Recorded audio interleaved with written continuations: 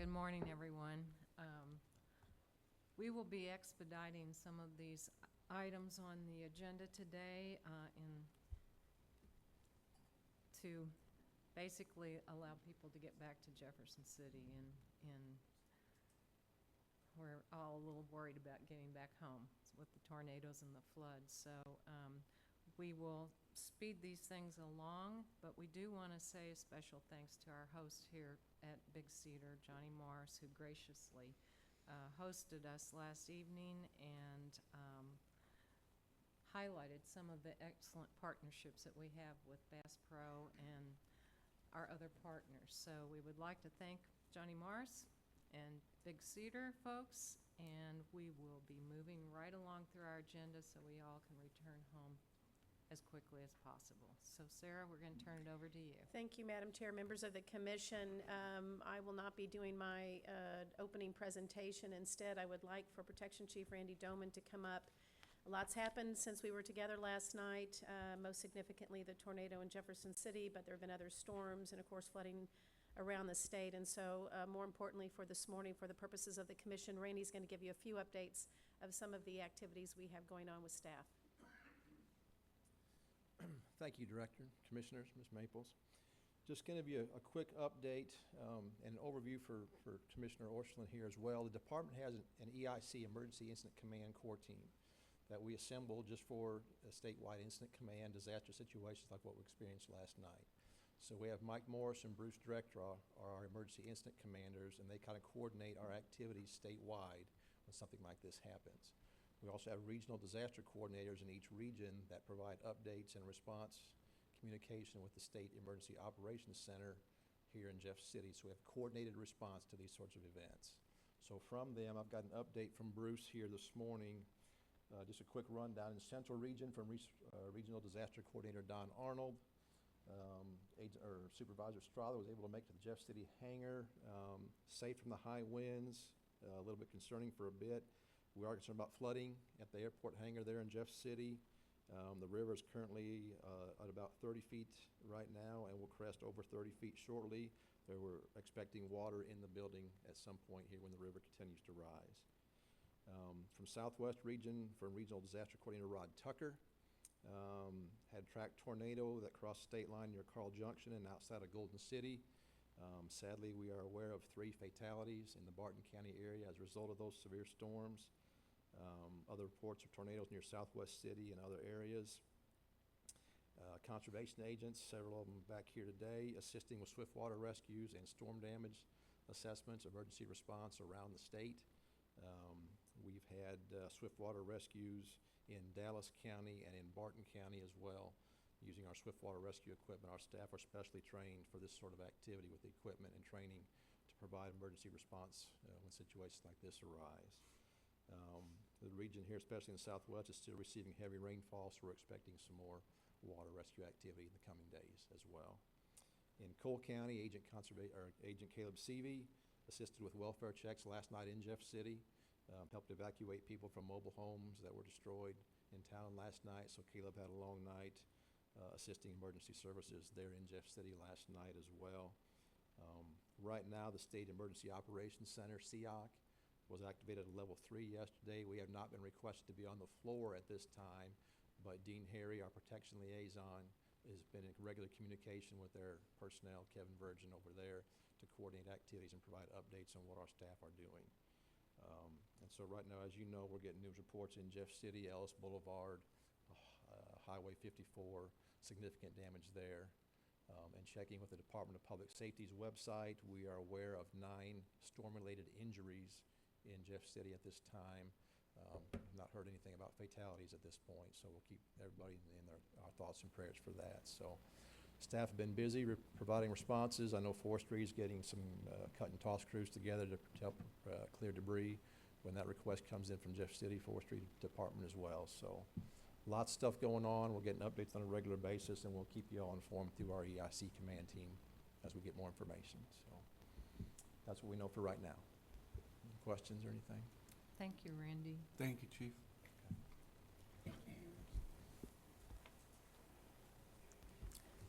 Sarah? Okay. Next item, on a much happier note, Madam Chair, members of the commission, I'd now would like to talk a little bit about our latest Master Conservationist. The Master Conservationist Award honors living or deceased citizen conservationists, former conservation commissioners, and employees of conservation-related agencies who have made substantial and lasting contributions to the fisheries, forestry, or wildlife conservation effort of the state. To be eligible for consideration for recognition, the individual nominated must be or have been a member of the Missouri conservation community who meets at least one of the following criteria: a citizen who performed outstanding acts or whose dedicated service over an extended period resulted in major progress in fisheries, forestry, or wildlife conservation in Missouri; an employee of a conservation-related government agency who performed outstanding acts or whose dedicated service over an extended period resulted in major progress in fisheries, forest, or wildlife conservation in Missouri. Lastly, a former conservation commissioner who provided outstanding leadership and direction as a commissioner and demonstrates outstanding acts as a citizen in the conservation of fisheries, forestry, and wildlife conservation. Since the Master Conservationist Award was established in 1942, only 61 individuals have been honored. It is my great honor to highlight the important conservation work now of Dr. Grant Woods. As director of the Missouri Department of Conservation, I've met many people dedicated to the work of conservation. Some are building their career upon the improvement of our resources, while others give their time away from work to protect these resources and introduce new people to the conservation world. Today, we have the rare opportunity to honor an individual who exemplifies both. Dr. Grant Woods is a wildlife biologist specializing in deer management and research. He is well known and respected as a leading authority on management of white-tailed deer, and he's a strong proponent of the hunting culture as a vital tie to wildlife conservation. What sets him apart from others in the field is his passion and dedication to educating the public about how to manage North America's most popular game species on their own farms in a way that combines popular habitat concepts such as food plots with lesser-known techniques such as natural community management. Dr. Wood spends countless hours enhancing and maintaining his 1,600-acre Missouri Ozarks farm known as the Proving Grounds. Through his efforts, he has produced a landscape capable and well-suited to the health and survival of the local deer herd. As part of his management strategy, he's rejected the use of chemicals. He promotes activities that increase and sustain soil health, and he's an advocate for prescribed fire for grass and woodland management. Dr. Woods affects conservation by connecting with recreational landowners to influence management decisions. He routinely hosts seminars and habitat tours on his property. He speaks at conferences, and he works with interns from across the United States to share his expertise with future teachers and wildlife professionals. Through his weekly web-based show, Growing Deer TV, he shares his experiences and delivers management advice and hunting tips and biology lessons with thousands of people. As a result of his connections and contacts with a wide variety of landowners, he serves as a very effective leader in the campaign to educate citizens on the threat of chronic wasting disease and the concern that this disease poses to Missouri's deer herd and potential impacts to the valuable hunting traditions.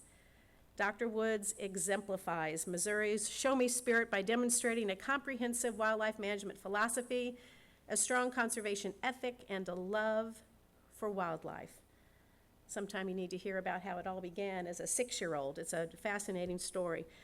Because of his dedication to the white-tailed deer resource, Ozarks habitat management, environmental and conservation education, and the continuation of our hunting heritage, the screening committee is proud to move this nomination forward for commission consideration. Thank you, Dr. Woods, for your tireless work and willingness to share your enthusiasm and knowledge and passion with all Missourians. Madam Chair. Yes. Dr. Woods, it is a great honor to be able to present this to you. And as chairman of the Conservation Commission, I'm able to shape the future of Missouri's conservation as well. From what we've heard today about what you've done, you are able to do that as well. So thank you for your efforts and due in no small part to Dr. Wood's dedication and passion for conservation, Missouri is definitely a better place. I want to personally thank you for sharing your knowledge and enthusiasm for Missouri's natural resources with the citizens of Missouri. And on behalf of the Conservation Commission, it is our honor to present you with the Master Conservation Award. Congratulations, sir. We have a pin here for you.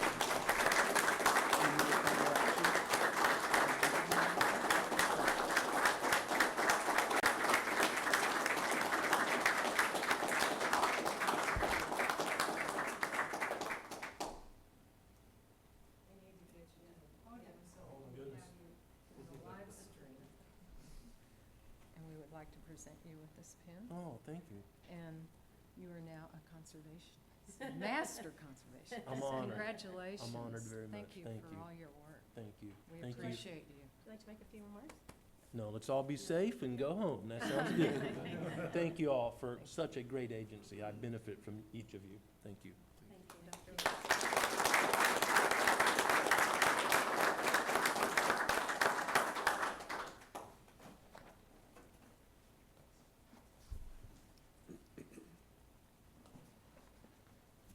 Okay.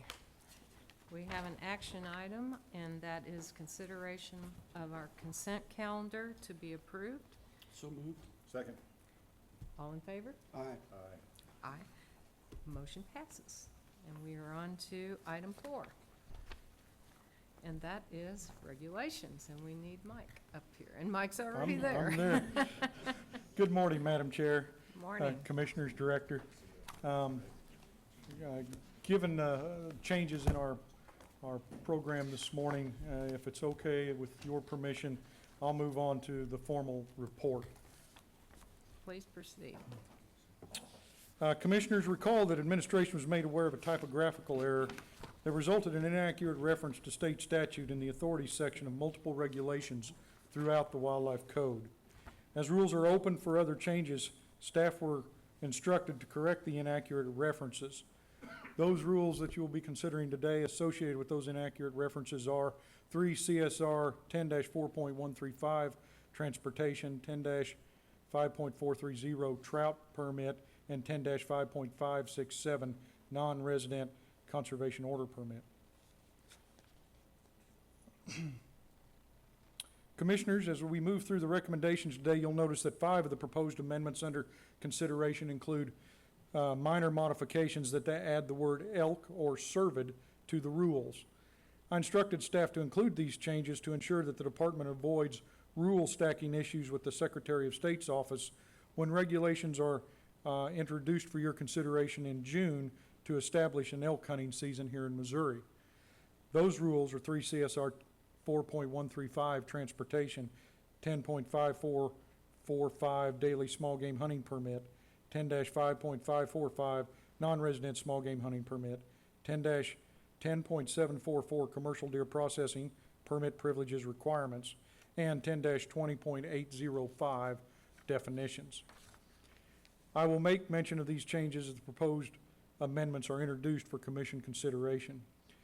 Moving forward, Commissioners, over the last few months, Deputy Director Aaron Jeffries has led a team of staff as they've conducted an initial review of the department's permit fee and structure as instructed by the commission previously. And with that, I'm going to turn it over to Deputy Director Jeffries to provide an overview of those proposed changes.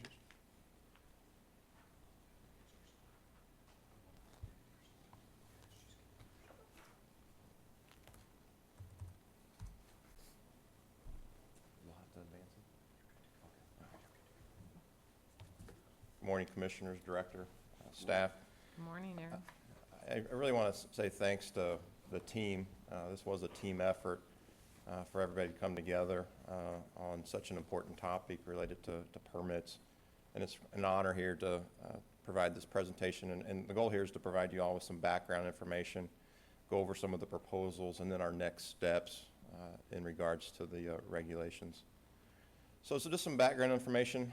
As you all are well aware, permits make up about 17% of the department's revenue. Historically, it made up about 20%. Missouri's home to about 1 million anglers and about 600,000 hunters across the state, and we issue about 2.8 million permits a year. You look at our permit price history, it's been quite some time since we've made any adjustments. The last adjustments were in 2008. Prior to that, 1999. Some of us in the room were in college at that time. So it's been quite a while. You look at trout tags, for example. A trout permit right now is at $7. The daily trout tag at our 4 trout parks is $2 for youth, $3 for an adult. We did a little searching around, and Missouri, to our knowledge, is the only state that offers that put-and-take opportunity for a 12.5-inch trout. Most other states stock their trout streams once or twice a year. We're doing it every day at those 4 trout parks. So you look at, in 1999, the cost to raise that trout just for the food, staff, labor, and utilities was around $1.06. In 2017, it had increased to $1.72, primarily related to food and then utilities. The really neat thing, since 2003 with our trout plan, we've invested over $12 million in upgrading those facilities. That has probably saved thousands, hundreds of thousands of trout with some of the recent flooding, the droughts that we've had that wouldn't be available to anglers today. And that is a very nice trout there, Commissioner Bradford. And the cost of raising trout isn't the only thing that's gone up. You look at our construction materials, the wetland pumping, those costs have gone up significantly since the early 2000s. Our heavy equipment costs, our machines, gas, diesel, have all gone up. Just for an example, in 2003, to plant a sunflower field cost about $100 an acre. Due to seed and herbicide and fertilizer costs, that now cost around $250 or $300 an acre. And we also have new challenges on the landscape as well, 2 of the biggest being chronic wasting disease and feral hog efforts around the state, something that didn't exist or was relatively new to the state 20 years ago. And so as a result of not changing our permit prices over time, we basically have lost purchasing power as inflation has continued to increase. And as you can see, a gallon of gas in 1999 was around $1.14. Today, it's up over $2.50. And we are an agency on the move. We have staff that are constantly out in the field meeting with landowners, doing habitat work on conservation areas, going to various events. So some of the major things that we're going to be looking at here today that I want to cover, these are the 5 big changes that we're going to be recommending to the commission. Is number 1, adjusting the acreage requirements for free landowner permit privileges from 5 acres to a proposal of 20 acres. We're going to be recommending implementing a landowner registry to qualify for free landowner permits, increasing the price for non-resident hunting and fishing permits, offering a discount for non-resident landowners, and increasing the price of annual trout permits and the daily trout tags at the 4 trout parks. How we went about doing this was using the Consumer Price Index, the cost of living from 2008 to 2018. Everything will be adjusted 100%. However, there are some exceptions related to the trout permit and daily trout tag. That will just increase 75%. Youth permits, based on the wildlife code, are half the price of the adult permit. Non-resident landowner permits will receive, in the case of deer, about a $70 discount. And then we also made some additional changes. Historically, we've offered multiple day fishing or small game hunting permits. Instead of offering a 1, 2, 3, 4, 5 day permit, we're recommending only offering a 1 or 3 day permit because that's where most of the permits were being issued. And here's the permit prices that Mike will be going over, showing the non-resident permit prices as well as the discounts for non-resident landowners. What I'd like to do here is highlight some of the more common permits. Obviously, your non-resident fishing permit, current price 42, will increase to 49, and that's right in line with average states, surrounding states. The non-resident firearm deer permit, currently at 225, proposed price will increase that to 265. You look at the surrounding state average, that's $361. I understand that Iowa, for example, will be increasing their non-resident permit to $600. That is a lottery state, so whether you're a landowner or just someone visiting Iowa to hunt, you have to put in for a lottery. I understand you might get drawn about once every 3 years in Iowa for that opportunity. Here in Missouri, we offer our tags over the counter, and that's a wonderful opportunity to participate. The one I will point out that's a little different is our non-resident spring turkey, $190. The proposed price is $224. That's a little bit higher than the surrounding states of $206, but I think we all would agree that we probably have the best turkey hunting in the Midwest, and that's definitely more than a reasonable price for turkey hunting here in Missouri. Some of the other proposed permit price changes, the annual trout permit would go from $7 to $10 for anglers over the age of 16, and then for those under 15 and under, $350 would increase to $5. And this is to possess trout on any of our trout streams, and then also on parts of Lake Taneycomo. The cost of the daily trout tag at the 4 trout parks would increase from $3 to $4 and $2 to $3 for those 15 and younger. Did a little research. You look at some of our private trout parks, such as Dogwood Canyon, Rock Bridge, here in the southern part of the state, and they typically charge $10 to $15 an hour, whether it's catch and release or catch and keep, and then in addition to that, $4 to $5 per pound of fish.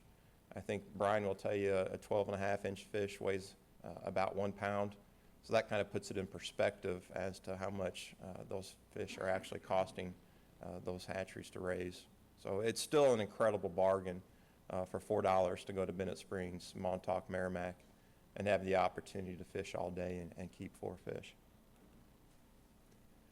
Non-resident landowner deer and turkey permits. This is something that we historically had offered, but the commission rescinded that in 2008. However, we have been receiving a lot of comments from the public about non-resident landowner permit privileges. And non-resident landowners do quite a bit of habitat work. They are proud of their property and do manage their property for wildlife. So we are recommending reinstating a reduced cost permit for those non-resident landowners with 75 acres or more. To make that simple change, Mike will go over in quite some detail. That's going to take 5 regulation changes. That would include definition changes as well as the price changes as well. The landowner registry that Mike will talk about is something that we originally had in the early 2000s that landowners participated in. That was rescinded in 2004. However, what we've seen increase, our agents have seen an increase in abuse, misuse of landowner privileges. And a review last year of landowner permit privileges around the state found 34% fraud or misuse of that privilege. And I think a lot of that has to do with the fact that we offer over-the-counter permits as well as the 5-acre minimum for landowner permit privileges. So reinstating this registry will help deter fraud and misuse of that privilege, and this will involve a couple permit changes. We're going to require, a couple regulation changes. We're going to require individuals to apply online or download the application and mail that in, and then they'll have to register every 3 years. In regards to resident landowner hunting privileges, as you're aware, we've had this privilege in place since 1944. It really was used as an incentive to encourage landowners to do habitat work, to encourage wildlife on their property. It is a very valuable tool that we recognize. Right now, it's currently at 5 acres, In March, we sent out a news release asking for public input on what would be the appropriate acreage for resident landowner privileges.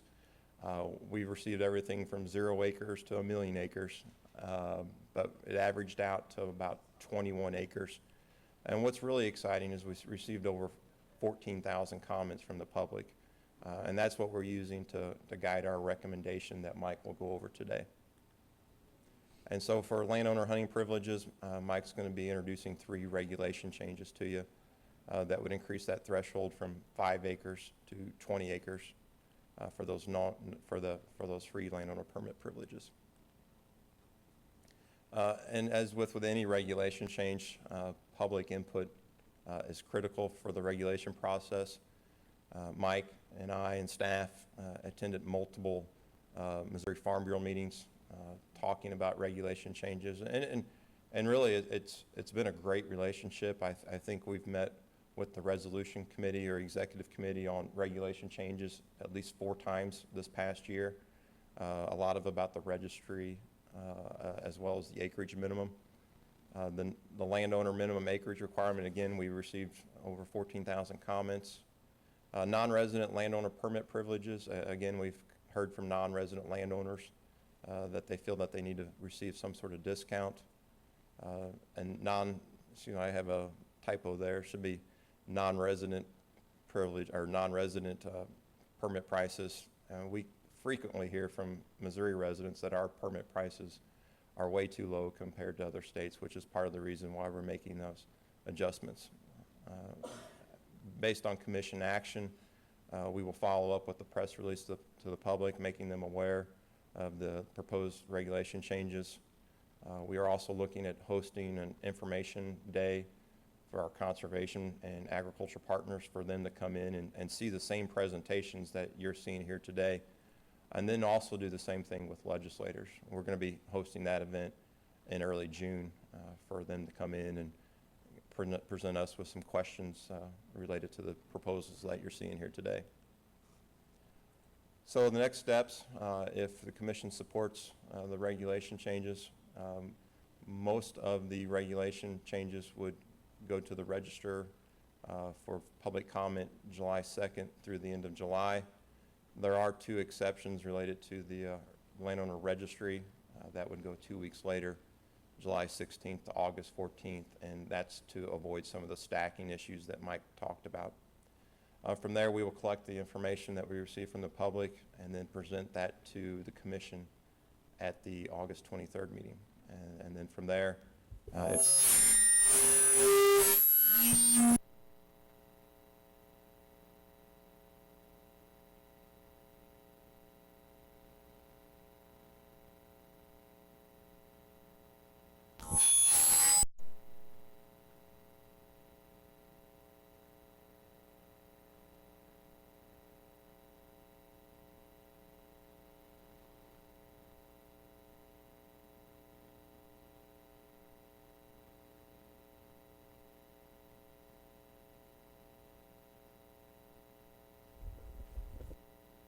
CPI aspect.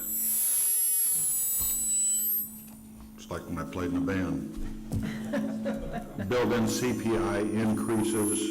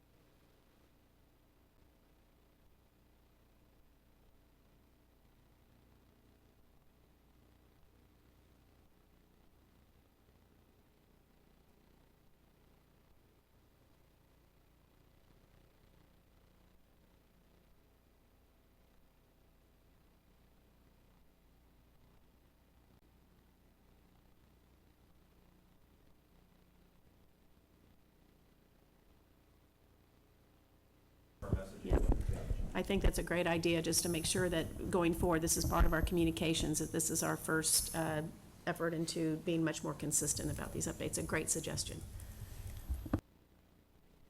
Commissioner Murphy. I'm delighted that bloodsucker sitting out in front of the Red Barn's finally gonna have to pay for permits. Picture of Commissioner Orson, been hunting or fishing, so I can include him in the discussion. Other questions, comments? Aaron, thank you. Thank you. I appreciate it. Back to Mike. Thank you, Aaron. Madam Chair, with that, I'll move on to formal action items. Is this gonna work now? or- All right. I won't have to talk quite as loud that way. Thank you. To keep discussions organized and ensure clarity, I would like to address the proposed changes by groups. Unless otherwise noted, the preferred effective date for these changes is February 29th of 2020. Commissioners, the first two proposed amendments formalize and increase the price of a daily trout tag from $3 to $4 for adults and $2 to $3 for persons 15 years of age and younger, and increases the fee for trout permits from $7 to $10. The next two recommendations would increase the fee of a daily fishing permit from $7 to $8, and the fee for the daily small game hunting permit from $11 to $14. Given that 97% of the daily fishing and 100% of the daily hunting permits are purchased by non-residents, these recommended modifications are based on 100% of the cost of living increases referenced earlier. Please note that the changes to 5.445 daily small game hunting permit include the addition of the word elk to the list of mammals that cannot be taken with that permit. Madam Chair, I request Commission approval of proposed amendments to 10-5.250 daily hunting and fishing tags, 10-5.430 trout permit, 10-5.440 daily fishing permit, and 10-5.445 daily small game hunting permit. Commissioners, do we have a motion to approve? So moved. And a second? Second? All in favor? Aye. Aye. Motion carries. Thank you. Thank you, Mike. The next set of 8 recommendations would increase fees associated with non-resident hunting and fishing permits. Recommended increases are as follows. Non-resident fishing permit, $42 to $49. Non-resident small game hunting permit, $80 to $94. Non-resident firearms any deer hunting permit, $225 to $265. Non-resident managed deer hunting permit, $225 to $265. Non-resident archers hunting permit, $225 to $265. Non-resident turkey hunting permit, spring, from $190 to $224, and in the fall, from $110 to $130. Non-resident conservation order permit, from $40 to $47. Non-resident fur bear hunting and trapping permit, from $130 to $192. Please note that the changes to 5.545 non-resident small game hunting permit include the addition of the word elk to the list of mammals that cannot be taken with that permit. Madam Chair, I request Commission approval of proposed amendments to 10-5.540 non-resident fishing permit, 10-5.545 non-resident small game hunting permit, 10-5.551 non-resident firearms any deer hunting permit, 10-5.559 non-resident managed deer hunting permit, 10-5.560 non-resident archers hunting permit, 10-5.565 non-resident turkey hunting permits, 10-5.567 non-resident conservation order permit, and 10-5.570 non-resident fur bear hunting and trapping permit, as described. Do we have a motion, Commissioners? So to moved. approve? And a s- all in favor? Aye. Motion carries. Thank you. Commissioners, as Deputy Director Jeffries mentioned, prior to 2009, the department offered reduced-cost deer and turkey hunting permits to non-resident landowners with at least 75 acres and one contiguous tract. The next 3 recommendations for proposed rules will reinstate reduced-cost non-resident landowner permits to recognize wildlife habitat contributions made by those individuals and their desire to come to Missouri to hunt on property they own for a reasonable price. Also included in this action item is a proposed amendment to add the new non-resident landowner any deer hunting permit to the list of permits required as prerequisites to purchase a non-resident antlerless deer hunting permit. Madam Chair, I request Commission approval of the following proposed rules to establish non-resident landowner permits and associated fees. 3 CSR 10-5.576, non-resident landowner firearms, any deer hunting permit, $195. 10-5.579, non-resident landowner firearms, turkey hunting permit, spring, $165, and fall, $96. 10-5.580, non-resident landowner archers hunting permit, $195. And the proposed amendments to modify 10-5.552, non-resident firearms antlerless deer hunting permit as described. Do we have a motion to approve? I make that motion. And a second? Second? Any discussion? All in favor? Aye. Motion carries. Thank you. On to the next. Yes, on to the next. Commissioners, proposed amendments to 10-7.434 deer landowner privileges and 10-7.455 turkeys, seasons, methods, limits establish a requirement for resident and non-resident landowners to register their property with the department to receive no-cost or reduced-cost hunting, fishing, or trapping permits for use on qualifying property. The anticipated effective date for these changes is January 15th of 2020. Madam Chair, I request Commission approval of these changes as described. Do we have a motion? So moved. And a second? Second. All in favor? Aye. Next one, Mike. Thank you. I'm sorry, motion carries. Thank you, Madam Chair. Commissioners, the next proposed amendments to 10-20.805 definitions increases the minimum acreage requirement from 5 to 20 in the resident landowner definition, defines non-resident landowners as having at least 75 acres in one contiguous tract, adds a definition for antlered elk, and includes elk in the list of species considered as game mammals. Madam Chair, I request Commission approval of these changes as described. This is the final proposed amendment associated with permit restructuring. Do we have a motion to approve? So moved. And a second? Any discussion? Just a brief comment. The acreage changes that we're implementing here can have an effect beyond that of the actual revenue stream that comes from the permit sales. We have the largest retail outlets of firearms in the world in our state, and I, for one, believe that we haven't got our federal reimbursement to our fair share for representing that. This goes a long way toward remedying that. It is a significant revenue stream for conservation work in our state that really belongs to the sportsmen of our state. Couldn't agree more, Commissioner. Thank you, Commissioner Murphy. And so we have, We have a would you motion. like to have any further discussion? All right, all in favor? Aye. Aye. Motion carries again. Thank you. Thank you, Mike. Madam Chair, the department continues to make adjustments to regulations to prevent the spread and minimize prevalence of chronic wasting disease in the state. Movement and improper disposal of potentially infected cervid carcasses increases the risk of transporting CWD to new regions and hinders management efforts. To provide a brief update on the department's CWD management efforts, I'll turn the podium over to Resource Science Division Chief Jason Sumners. Jason?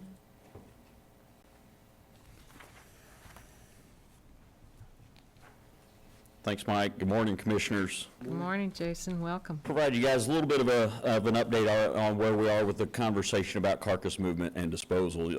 I'll remind you that there was a presentation of this at the March Commission meeting, but for Commissioner Orscheln, I'll spend just a little bit of time detailing some of the specifics that the other commissioners heard. So our CWD surveillance and management plan details really 4 major objectives, and the primary one that we're going to discuss today is the applying management actions to limit the further spread of chronic wasting disease. As the disease continues to appear on the Missouri landscape, this map here shows you really all of the core areas that we currently know of today. And it's unlikely that given the far spread distance between these outbreaks that we're seeing a natural distribution of the disease across the landscape. And so it's likely that humans, in one way or another, are moving the disease and introducing it. And so we have to ask ourselves the question of how might our regulations be playing a role in introducing or at least limiting that risk. So this graph kind of shows you that sequence of events in which this disease has continued to pop up more recently.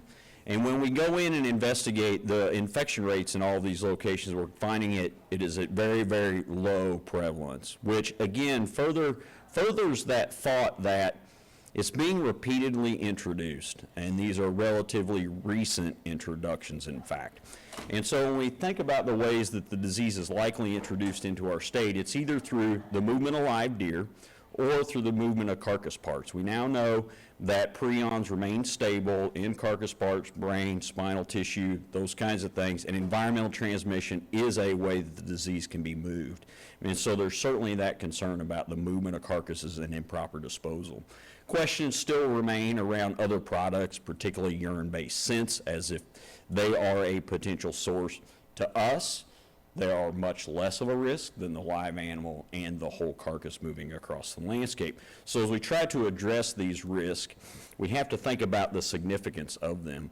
And so again, these known CWD risks to an introduction and spread, as I mentioned, the movement of live deer, through commission support, ban the importation of live captive cervids, again, trying to minimize that importation through live movement of deer.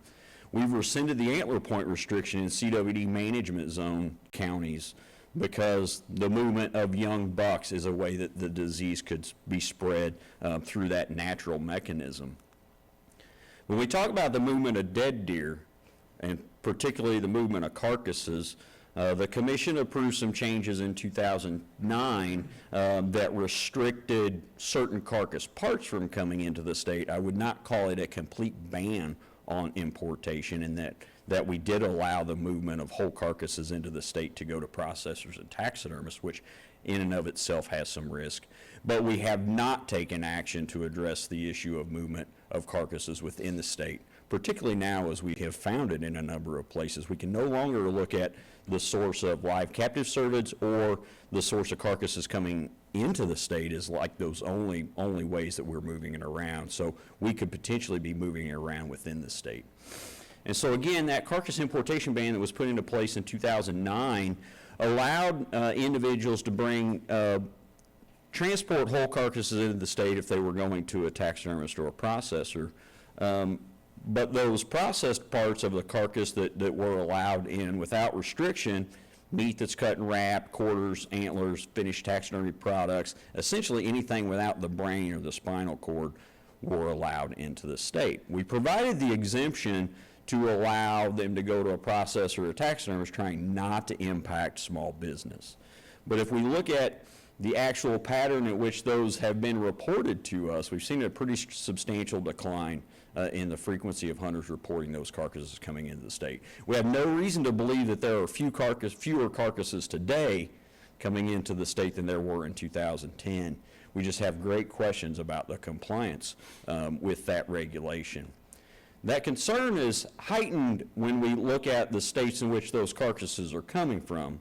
Our neighbor to the south here, Stone's Throw, south of us, accounts for about 37% of the carcasses that are being brought into the state and reported to us on an annual basis. We know that in the core area of Arkansas, they're dealing with prevalence rates in excess of probably 30%. And so that's a great risk if these carcasses are brought in. And I'll point out that nearly every other state on that list there, with the exception of Kentucky, has chronic wasting disease in the free-ranging population, and in some cases a very high prevalence. So we took a step back and said, what might be going on in Missouri? What's the patterns of carcass movement that we might be observing? And so for a very specific example, St. Clair County, we found the disease there. We looked at the proportion of deer harvested in St. Clair County that were harvested by folks who did not live in that county. And more than 60% of the deer harvested there in 2017 were from residents of counties other places. So if they're taking those carcasses home, improperly disposing of them, again, that's a potential risk of us introducing the disease to a new part of the state. In our 2017 postseason deer hunter survey, we asked hunters, what are you doing with your carcasses? How are you moving them across the landscape to try to get some understanding of that behavior? And so 45% of the hunters indicated they were disposing them on the property in which they hunt, which is absolutely what we would prefer that they do. Don't move them, just simply don't move them. But then another 33% indicated they were taking them to a processor or a taxidermist. So we asked the question, could we craft a regulation that would encourage these kinds of behaviors, not impact small business or try to minimize the impact of small business, and allow carcasses to continue to move if they're disposed of properly? So if we were able to craft a regulation where they went to a processor or a taxidermist and they're disposed of properly, we would not impact about 85% of our deer hunters. But it's that other 15% that still certainly would have been of concern if we do not address that. Sure. Other 15% of hunters are disposing of them on a property somewhere else, particularly outside of the county, or So they if they took 'em indicated other. home- We don't know what they're doing They with took it. them home. They took and- them home, or they took them to a buddy's farm down the road. We don't know exactly where they're disposing of them. About 8% of them in trash and landfill when they get home, but most of them dumping them on the landscape somewhere Yeah. else. And so we also followed up with a survey, yep. Am I correct in understanding that rendering plants no longer will accept or process whitetail deer waste? If they come from a chronic waste and disease management zone county. That's Yep, right. correct. Okay. So we followed up and asked processors, what are you doing with the carcasses? So in 2017, many of our conservation agents made contact with processors and taxidermists to understand what their disposal behaviors were. And at that time, approximately 70% of them were disposing of them through their trash service, landfills, those kinds of things. In response to Commissioner Bedell's questions at the March meeting, and I'll detail a little bit of that, we followed up with about 115 of those that were disposing in some other way to ask them, why are you doing it? 40 of the 115 indicated they'd already switched over to disposing of them in landfills. So they're making that behavioral change, partially because of the rendering option, but partially because of the recognition of it's just an easier way to deal with the carcasses. So we know that a vast majority of them are already disposing of them in a landfill. So in the fall of 2018, we did some extensive public outreach, a number of public meetings, primarily across the southern part of the state, an online presentation that was recorded.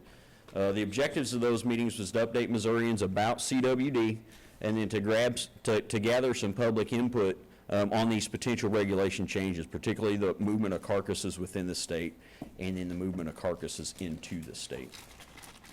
And so through that outreach, we had really two primary questions. Do you think that restrictions on movement of carcasses within the state is reasonable? And the vast majority of people that provided us comments online and at those public meetings indicated they did feel that that was reasonable. And again, part of that's because the behavior of many of our hunters fits with this recommendation.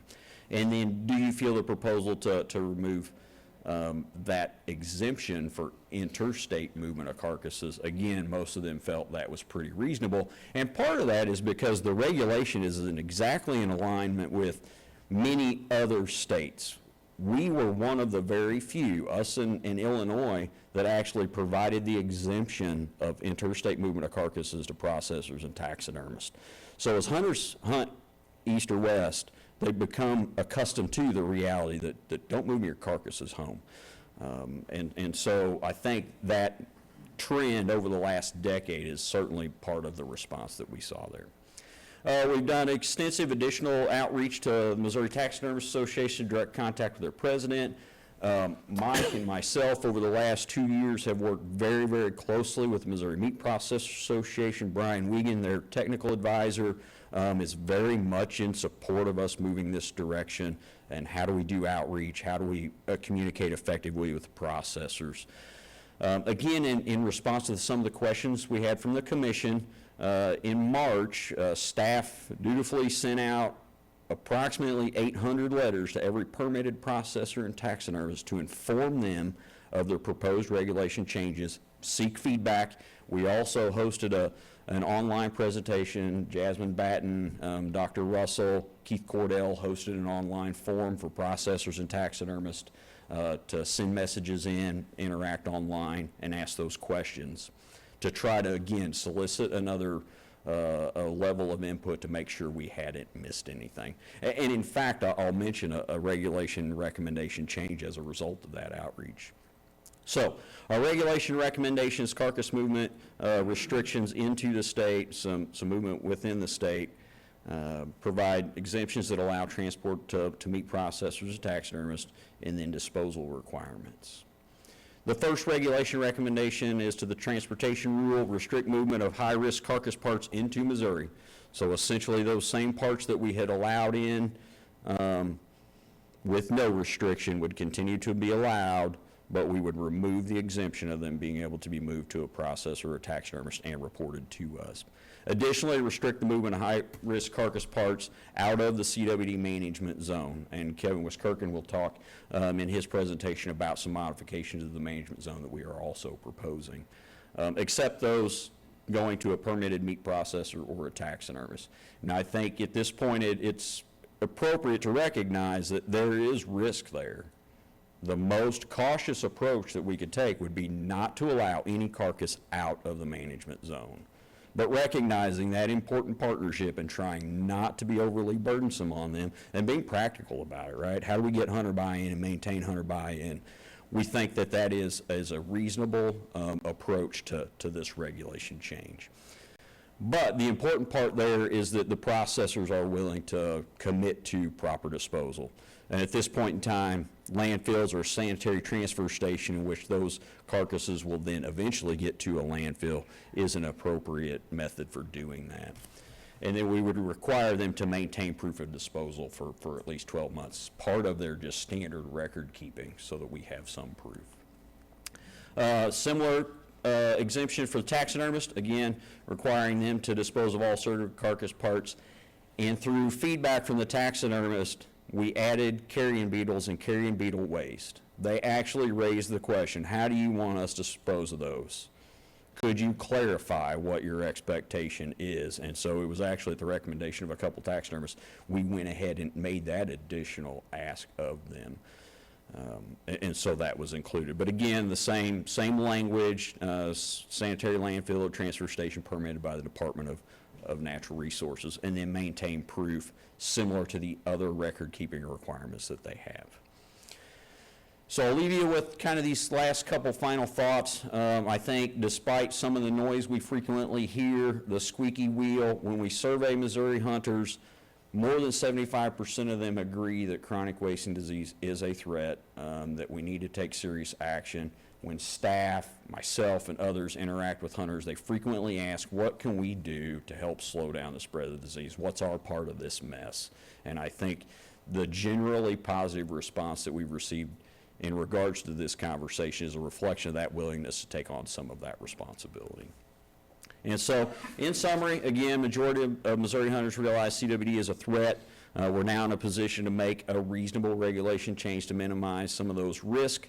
As I mentioned, nearly every state that has the disease has some sort of an intrastate. They're trying not to move it out of the locations where they have it.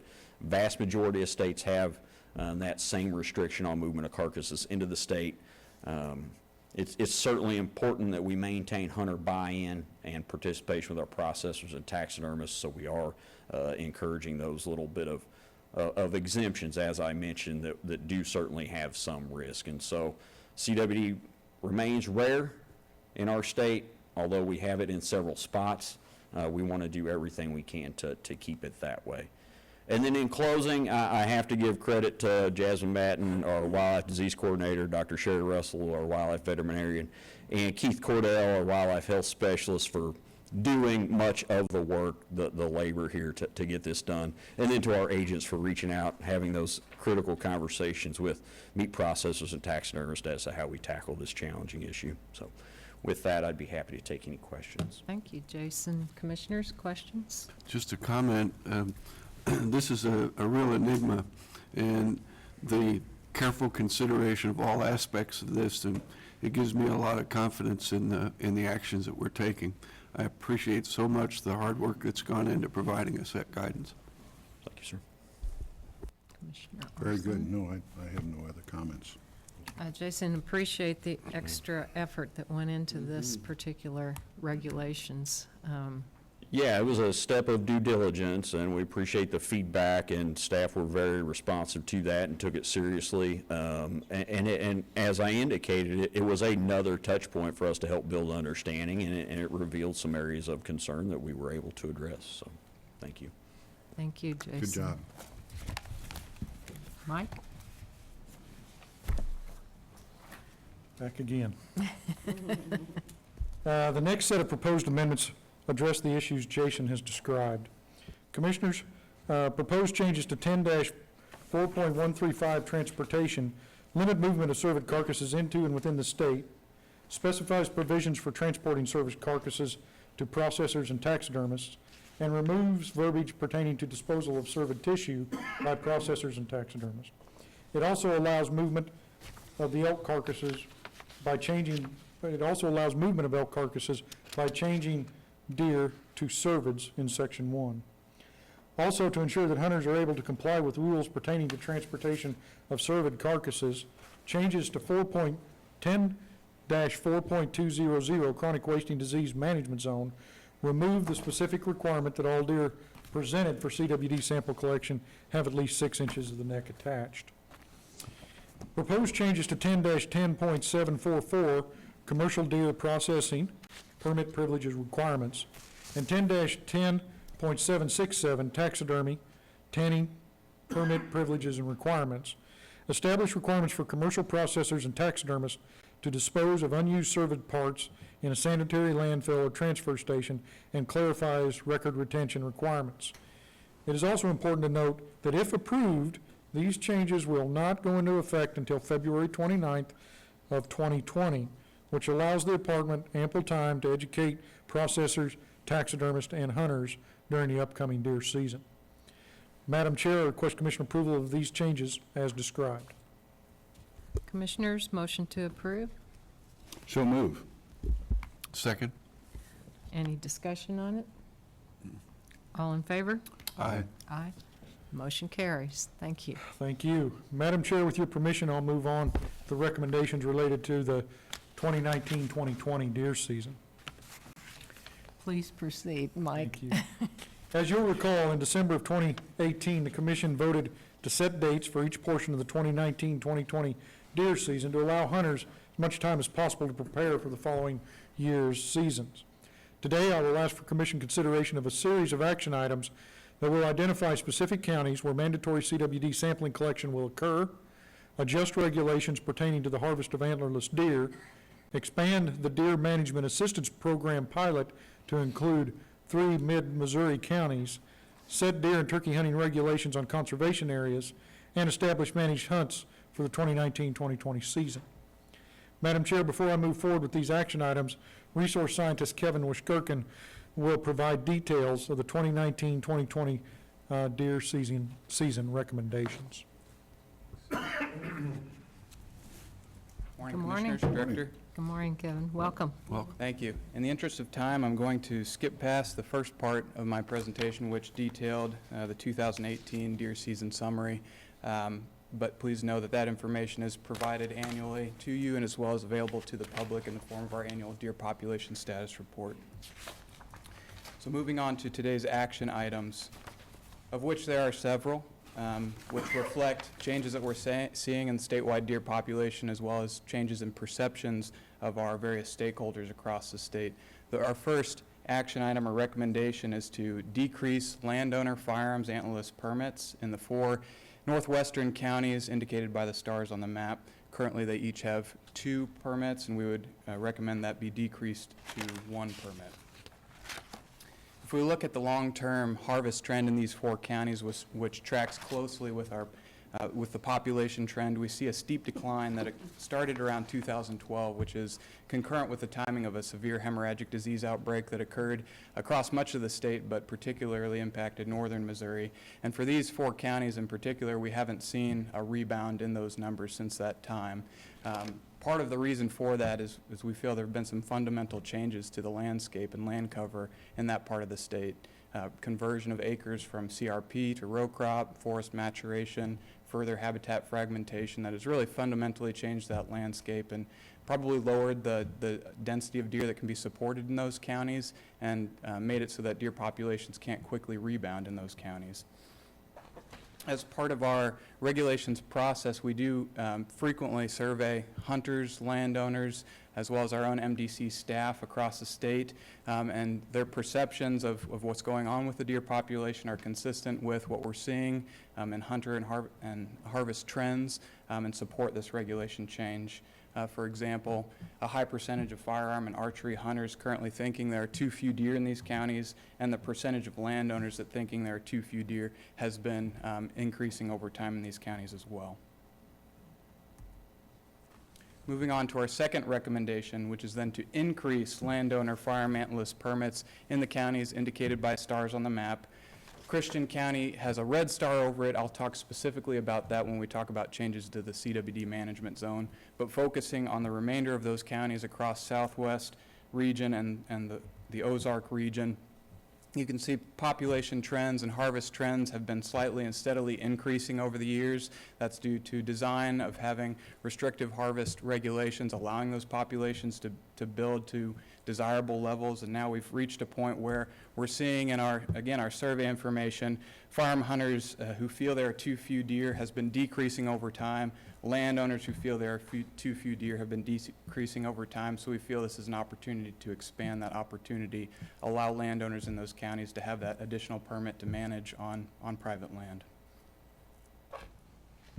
Our third recommendation is to increase firearm antlerless deer permits in these counties indicated with the stars on the map. You see there's a cluster of those counties in northeast Missouri, and then we have Dallas County in southwest Missouri, and again Christian County. I want to begin by discussing the northeast Missouri counties. Again, long-term harvest trends indicate a steep decline around 2012, again consistent with that hemorrhagic disease outbreak, but in contrast to what we saw in northwest Missouri, populations quickly rebounded in northeast Missouri, and now hunters are harvesting equal to or just about the same number of deer as they were prior to that outbreak. Firearms hunters who feel there are about right number of deer has been increasing in these counties over time. Landowners who think there are too many has almost doubled during that approximately same time period, and now we're receiving numerous requests from folks in that area for liberalized permits. If we look at Dallas County, which is in southwest Missouri, a little bit of a different scenario there. We see relatively stable harvest trends, though there have been some slight increases in recent years. So this is really a social issue that we're working to address. Firearms hunters who feel there are too few deer has decreased over time, and now we're receiving numerous comments from folks in that county about increasing issues with damage caused by deer and as well as vehicle accidents on roadways. Our next recommendation would be to include the indicated counties in our 3-day firearm antlerless portion. Historically, this was a much longer portion of our deer season, a 12-day portion. It's since been shortened to a 3-day portion and now constitutes about 7% of the antlerless harvest, about 2% of the overall harvest. So really not a population driver or a significant portion of our harvest anymore. All of the indicated counties do currently have at least one firearms antlerless permit available to folks in those counties. And so this is really an opportunity to clarify regulations and make things clear and give that opportunity to use that permit within that 3-day portion. Our next recommendation would be to remove the listed counties from the CWD management zone. And as a reminder, the placement of non-consumable ag-related or non-ag-related consumable products would no longer be prohibited in these counties. The indicated counties on the map show our current CWD management zone, and the ones with stars over them are the ones we're proposing removing from that management zone. As a reminder, our current CWD management zone includes counties, designated counties within approximately 25 miles of a known CWD positive. That 25 miles comes from the average maximum dispersal distance of deer from our surrounding states, from some published literature. Not having that information available to us for Missouri, However, in the meantime, we've been conducting our own research project focused in northwest Missouri and the central Ozarks, specifically looking at deer dispersal distances. And what we've found from the preliminary data is that 91% of dispersals in northern Missouri and 96% of dispersals in the Ozarks are less than 10 miles. And so they're not traveling as far as we suspected they might be. And so we've refined our management zone designation to reflect the information we now have here in Missouri. So you can see orange counties on the map are a proposed CWD management zone. Those in yellow would be additional counties if we stuck with the 25-mile designation. So quite a bit of refinement going on with the management zone, which has a couple of benefits to it, or a couple advantages. First of all, by refining to a 10-mile radius, it balances the number of impacted hunters and other stakeholders with our disease management goals, which are really focused now on the counties of highest risk of having chronic wasting disease. It also gives us the opportunity to reduce complexity in regulations, both current regulations and future regulations, to have them affect the entire management zone versus segmenting the management zone and maybe having regulations only apply to a portion of the management zone, which could increase complexity and confusion in our regulations. And so some examples are future carcass movement regulations, mandatory sampling requirements, as well as share the harvest sampling requirements. You'll notice that we've recommended retaining Cole and Montauk counties in this year's CWD management zone. And so just a little bit of information on those two counties. Our recommendation would actually be to retain those counties in the management zone for 2 additional years. As some background, we found a single positive deer with chronic wasting disease near the Cole-Montauk County line detected in March of 2015.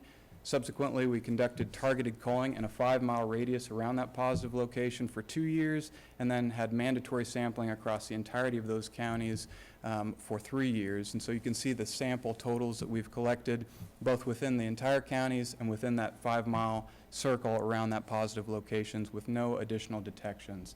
And so our recommendation to retain those counties in the management zone reflect the possibility that the disease is still on the landscape at a low prevalence, and gives us the opportunity with those counties in the management zone to use our mandatory sampling as an effective and efficient tool to achieve a high level of surveillance before moving those counties out of the management zone.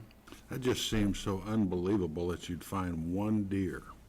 How do you explain that? Due to chance, I don't know how we would find one if it's really that low prevalence. So there is the chance that there's more out there, and we just haven't found it at the level of surveillance that we've had.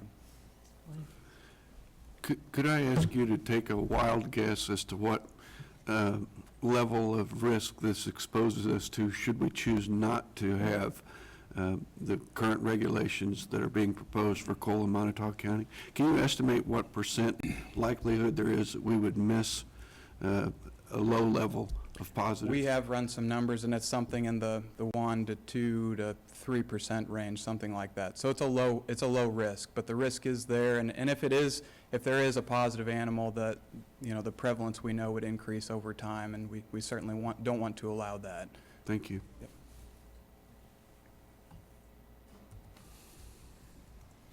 So our next recommendation would be to reinstate the antler point restriction in the counties indicated by stars on the map. These are counties that previous to entering the CWD management zone all had an antler point restriction. It's a very popular regulation in these counties among hunters, and and there's currently greater than 50% approval among hunters in each of these counties for that regulation. So they would very much appreciate having that regulation back if removed from the CWD management zone.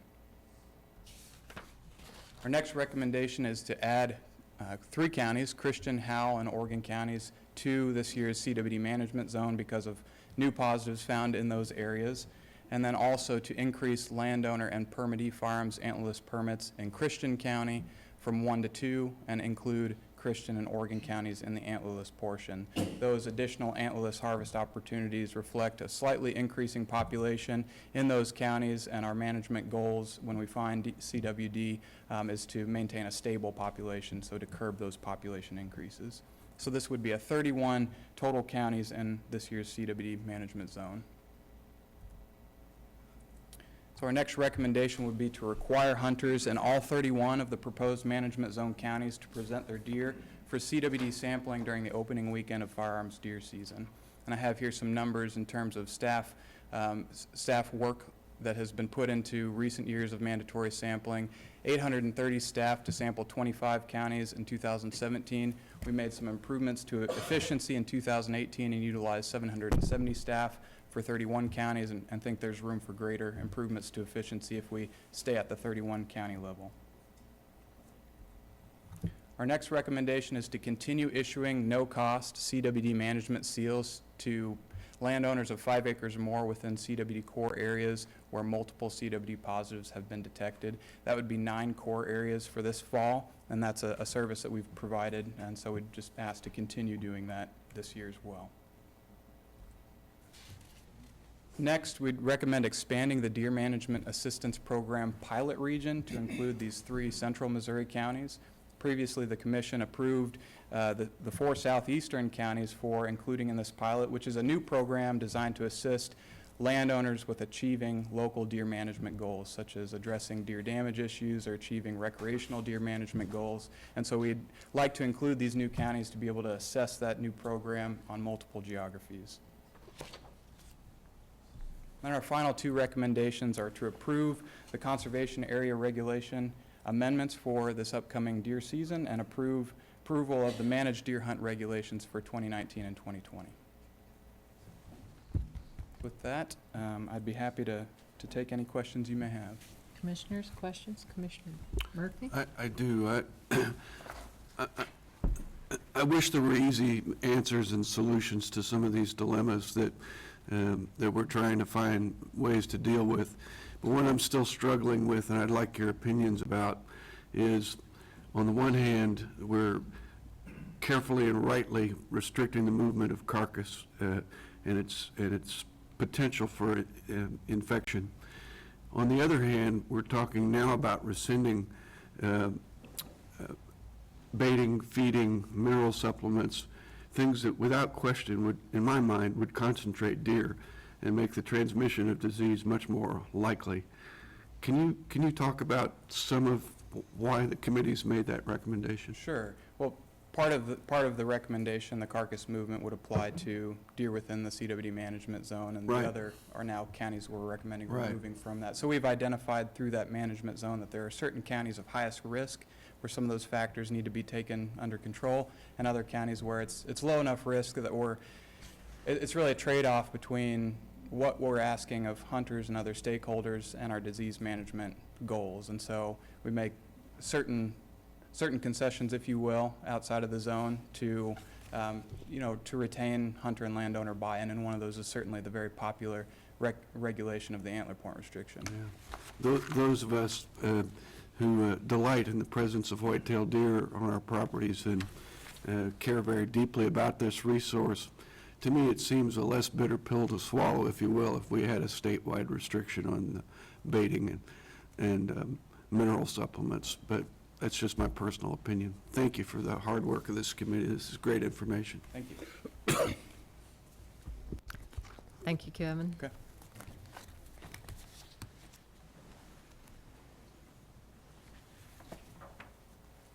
Mike, welcome back. One more time. Madam Chair and Commissioners, as outlined in 10-4.200 Quantico Wasting Disease Management Zone, the management zone was designed to encompass the majority of deer dispersals from known CWD infected locations. The original designation in 2012, determined by the best available data at the time, included counties within 25 miles of known CWD detections. Recently, data from 442 deer collared during the first 4 years of a 5-year study conducted by the University of Missouri and the Department of Conservation provided updated estimates for deer dispersal distances in Missouri. The study found that 93.7% of deer dispersed a distance of less than 10 miles. Refining the distance of the CWD management zone from known CWD detections to reflect actual dispersal distances of deer in Missouri establishes a balance between the number of hunters and other stakeholders impacted by CWD-related regulations and allows the department to meet its disease management goals and priorities. Refining the management zone radius also provides opportunity to reduce complexity by standardizing regulations across the entire management zone. Based on the revised criteria, staff recommended removal of the 20 counties outside the proposed 10-mile radius that have not had a CWD positive detection from the management zone, while 3 counties that had CWD positive animals reported in 2018 or are within 10 miles of the CWD positive animal would be added. The placement of grain, salt products, minerals, and other consumable, natural, and manufactured products will no longer be prohibited in the counties removed from the management zone and will be implemented in the counties outside, or implemented in the counties added for 2019.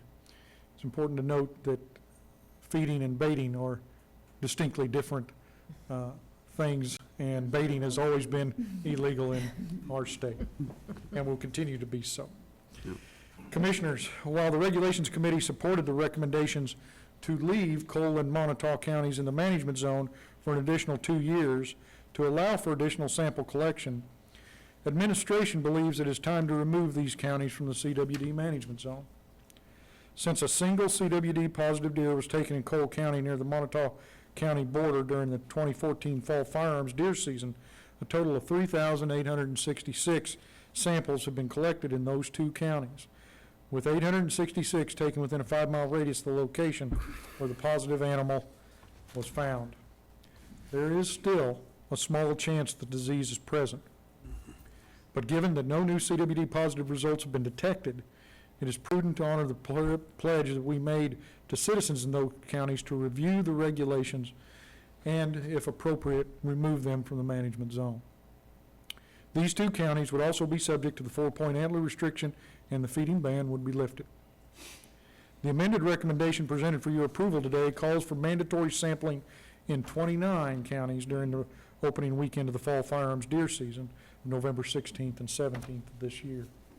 Those counties are Adair, Berry, Cedar, Sheraton, Christian, Crawford, Franklin, Gasconade, Hickory, Howell, Jefferson, Knox, Lynn, Macon, Mercer, Oregon, Ozark, Perry, Polk, Putnam, St. Charles, St. Clair, St. Francis, St. Genevieve, Stone, Sullivan, Taney, Warren, and Washington.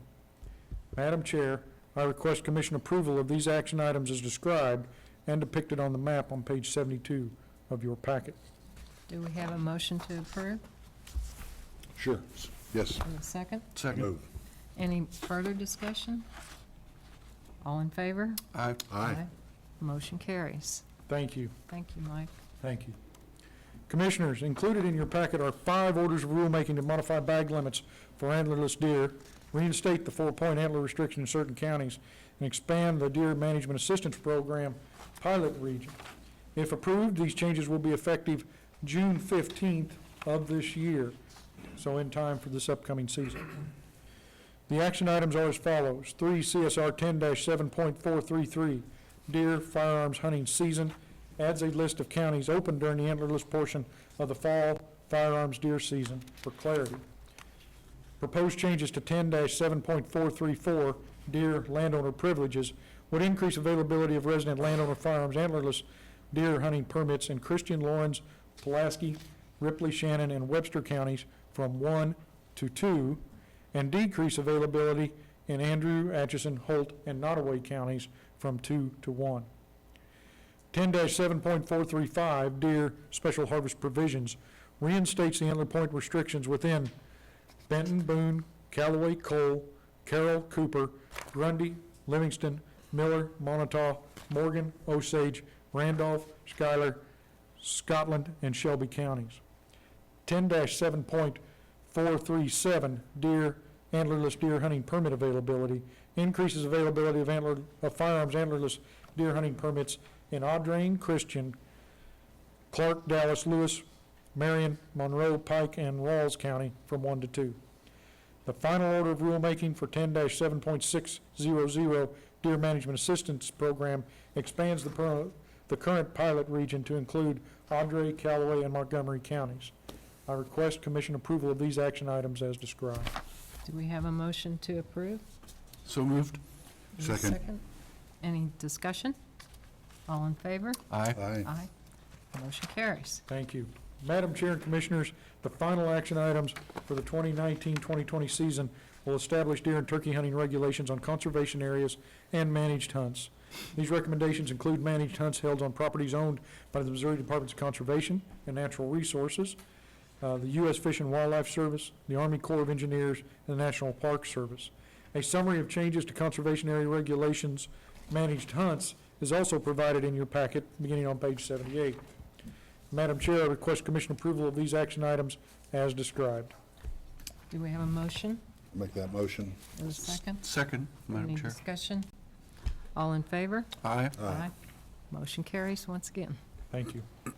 That concludes the formal action items related to the 2019 and 2020 deer seasons.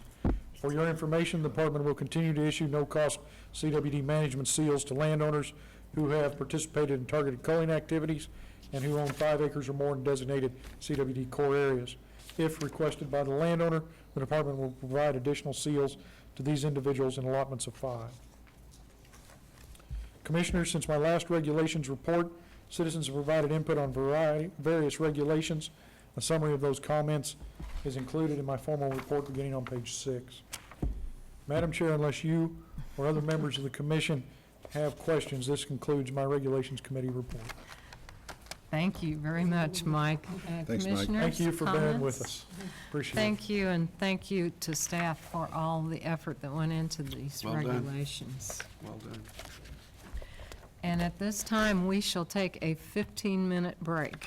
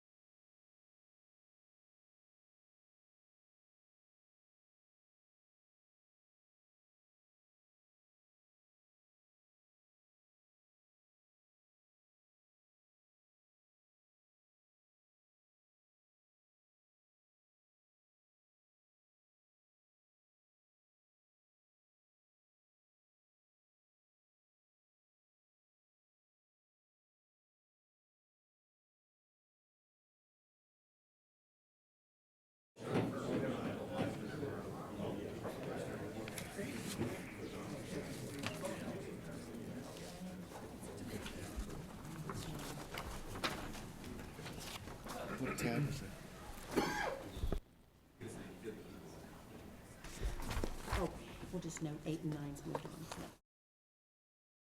Thank you, everyone. I guess we took a little longer than suggested, but I think we needed it after all those regulations.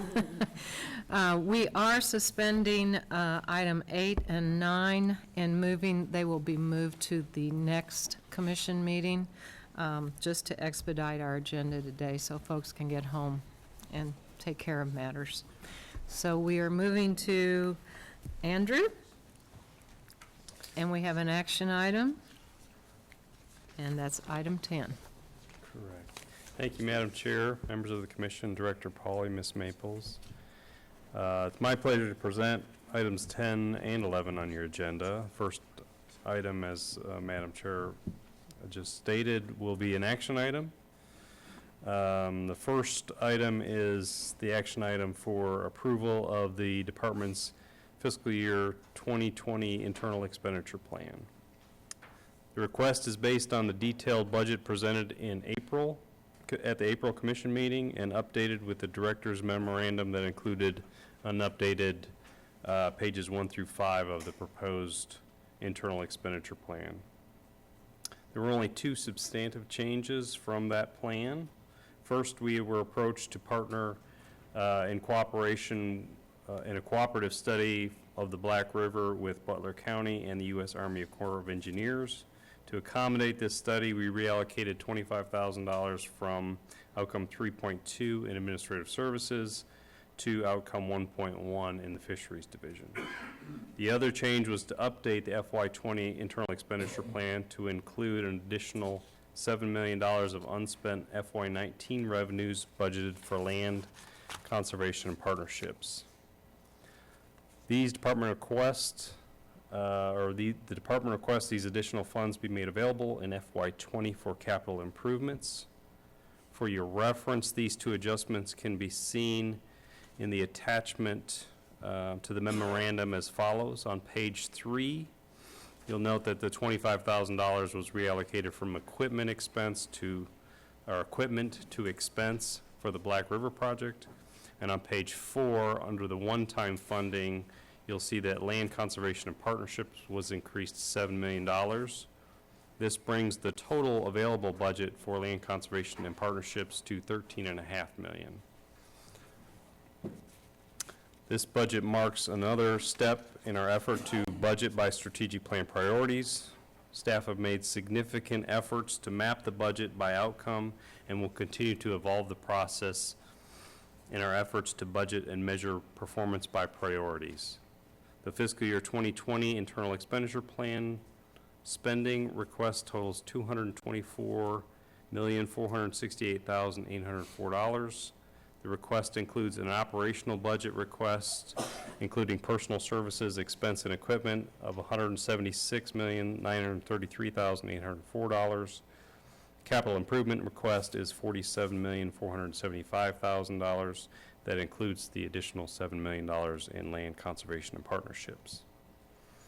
In addition, the capital improvement project request includes major one-time funding totaling $11.2 million for construction projects at Fountain Grove, Duck Creek, and for the infrastructure asset management program. If there are any questions, I'd be happy to answer. Commissioner Murphy, question? A very brief one. I just want to make absolutely sure that this, this proposal includes year 2 of the CBIZ study recommendations to address compression for staff. It most certainly does. It Thank you. includes both the compression adjustment for 2 and 2.2% increase market adjustment for staff. And that 2.2% is 6 months ahead of the rest of the state. So the cumulative benefits, as I understand it, is beyond. Very 3%. astute observation, yes. Thank you. That is correct. Thank you. Commissioner Arslan, comments? I too would echo those comments of Commissioner Murphy. This is an ongoing commitment from the commission to staff for our Amen. appreciation of their work and their professionalism. Amen. and we will continue with that commitment, because there's some more things to follow. Absolutely. Thank you. So, thank you. Do we have a motion to approve the 2020 expenditure? So moved, Madam Chair. And I'll second that. And we have already pretty much had discussion, so all in favor? Aye. Aye. Motion carries. Thank you very much. Thank you. Next item. The next, please turn your attention to the FY 2019 financial summary through April of this year. I'll start with the trends in revenue, starting on page 4 of your report. Total revenues through April 2019 were 0.7% higher than the same time last year and 2.4% below expectations. Conservation sales tax receipts were 1.2% above the same period as FY 18 and 1.7% below expectations. As of yesterday morning, because we don't have revenue estimates from this morning, for I'm sure good reasons, sales tax revenues were 2.88% higher than fiscal year 18. Permit revenues were 0.7% higher than this same point last year and 2.2% below expectations. Permit sales have been slightly slower than expected and generally attributed to weather conditions.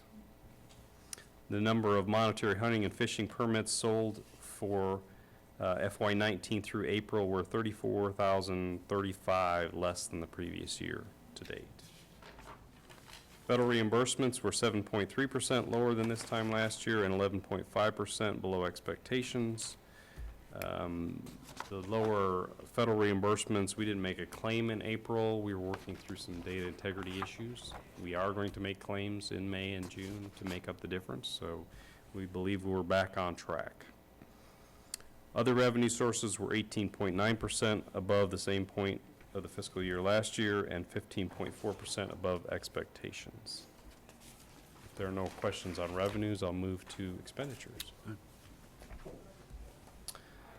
Please turn your attention to the expenditure trends starting on page 5 of the report. Total operating expenditures were 1.6% higher than the same point in fiscal year 18 and 2.7% below expectations. Operating expenditures include personal services, expense, and equipment purchases. Personal services disbursements were 2.6% higher than the previous year and 3.4% lower than expected through April of 2019. Expenses were 3.3% lower than the same point last fiscal year and in line with expectations. Equipment disbursements were 22.6% above the same point for the first 10 months of fiscal year 18 and 8.1% below expectations. Total capital disbursements were 1.2% below the previous fiscal year through April and 47.1% below expectations.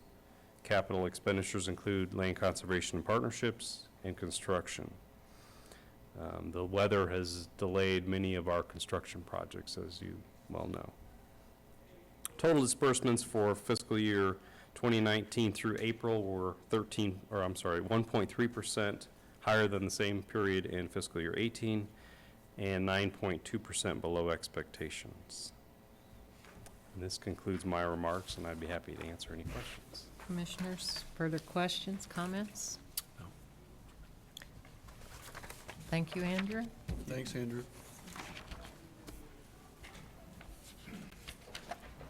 Jennifer, item 12, Realty. Good morning, Madam Chair, Commissioners, Morning. Director Polly, Ms. Maples. I have the 12th item on your agenda, which is an action item requesting the Commission's approval to purchase approximately 1/2 acre in Stoddard County as an addition to Duck Creek Conservation Area. Do we have a motion to approve? So moved. And a second? Second. Any discussion on this topic? All in favor? Aye. Aye. Aye. Motion Thank you very carries. much. Thank you, ma'am. Welcome, Jacob. Item 13. Morning, Madam Chair, Commissioners, Director Pauly. I have the next two agenda items. They're both action items for the Commission. The first one is a recommendation for authorization to enter into a contract with Boulder Construction LLC of Cape Girardeau for construction of the Southeast Regional Office Building Addition project at a total cost of $1,001,505.30. It is further requested the contingency fund of $50,000 be authorized for unforeseen conditions or other changes necessary to complete the project. Total authorization requested is $1,051,505.30. There were 4 bids received for the project as shown in your advanced materials. Design Development Division recommends the bid as submitted by the low bidder be accepted. Do we have a motion to approve? I'll move. In a second? Second. Discussion? Which we've had quite a bit of already, so all in good. favor? Aye. Aye. Motion carries. Thank you. Thank you. Agenda item 14 is an action item for the commission. It is a recommendation for approval for construction, contracting, and infrastructure design and construction as new policies in the department's business policy manual. The construction contracting policy and procedures establishes procurement of maintenance and repair, rehabilitation, capital improvements, and construction materials necessary to fulfill the department's mission must be made in accordance with provisions of state laws, regulations, and guidelines. The infrastructure design and construction policy and procedures include the specific guidelines necessary to enhance user safety, maximize facility life, and demonstrate the department's role as resource steward. The infrastructure design and construction policy and procedures also affirms the design of infrastructure on conservation land will be in accordance with state laws and federal laws and department-adopted codes and standards. Do we have a motion to approve these So new moved. policies? Second? Second. Discussion? Just an observation, and that is, we've, for some time now, been reviewing and bringing up to current speed many of the policies of this agency, and this is nothing new. This is documenting very clearly that we intend to be good stewards of the resources we've been given and to take care of them in accordance with state law. So, well done. Commissioner Orson, comments? Well, I'm just surprised we hadn't been doing this all along, but maybe we have. It is common practice. We're just formalizing it in the Yeah. policy and procedures. Yep. Good. All in favor? Aye. Aye. Aye. Motion carries. Thank Thank you, Jacob. Item 15, Tom. Thank you, Madam Chair, and good morning, Commissioners. Morning. I have item 15. This is an action item. It is a recommendation for commission approval of policy and procedure changes to our tobacco-free workplace policy. The key changes in the policy will be to expand restrictions to all forms of tobacco usage, including smoking, chewing tobacco, e-cigarettes, and again, a new term to me, but it covers all of the things that are commonly referred to as vaping, but vaporizers or similar electronic nicotine delivery systems. Brings our policy in line with all other state agencies and almost all businesses throughout the country, and keeps us in line with our healthy workplace priorities and procedures. So that is our recommendation, Madam Chair. Do we have a motion to approve this recommendation? So moved. Second. And we've had discussion, it's a needed policy. Yes, ma'am. And we're one of the last few agencies to enforce this Right. policy. Right. All in favor? Aye. Aye. Aye. Motion Thank you. carries. Thank you, Tom. I will interrupt briefly because we will be skipping item 16, which is our legislative update that Aaron has so diligently put together. And he has had a few positive things. If you could just step up and tell us the great things that happened during this session. The fact that it came to an end. Yeah. Thanks, Commissioners. The great thing about session was 6 o'clock on May 17th. With that, I'll take any questions. No, I do want to thank Randy and Protection, our legal counsel, and as well as everyone else. Brian was a big part in getting our poaching bill. It took us 4 years, but I think we ended up with a better bill. It was originally about deer, turkey, elk, black bear, by adding paddlefish. by increasing awareness through social media. We had some reporters that did their due diligence and really did an excellent job with investigative reporting on the issues of poaching. We've grown a lot of awareness. As you're well aware, the commission has also approved changes to the revocation guidelines. That didn't happen by chance. That was because of Randy's staff and others making those changes. But yeah, it was exciting to get the poaching bill across the line. We'll wait for the governor's next step, and hopefully with his support, we'll have some sort of bill signing, which we would all get to participate in. So, but I do want to say thank you to the commission and all the staff that helped out during the session. It's not one person. It's not Aaron and Sarah working the halls. It's a team effort by everybody. So, thank you. Thank you, Aaron. Important bill to get through. Thank you. Sarah, we have an action item. Yes, ma'am, Madam Chair. I'm excited, delighted to bring this next item to the commission. As the commission knows, we, the department, have been in discussions for more than a year with the Columbia Public Schools on the concept of a nature school in Boone County. I'm delighted today to bring you the memorandum of understanding between the department and Columbia Public Schools to set forth the expectations of this partnership to design, develop, construct, and operate a new nature school in Boone County. The nature school would be dedicated to place-based learning, both through indoor classrooms and outdoor scientific learning opportunities to encourage students to discover, interact, and explore Missouri's natural communities and resources.